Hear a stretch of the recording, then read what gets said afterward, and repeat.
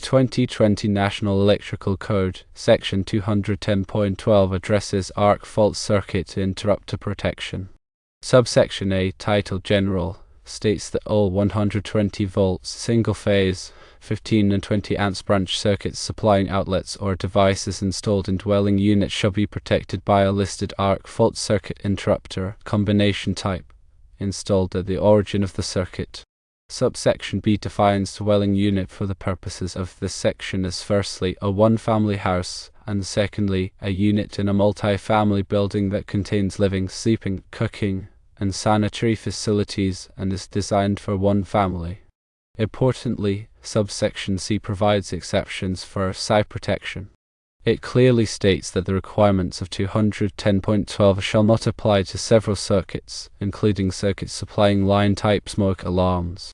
Therefore, based on the 2020 NEC, smoke detectors are explicitly excluded from the AFCI protection requirement.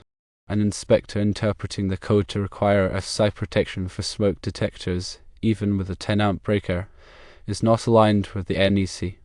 The NEC provides clear exceptions and does not mandate AFCI protection for smoke detector circuits.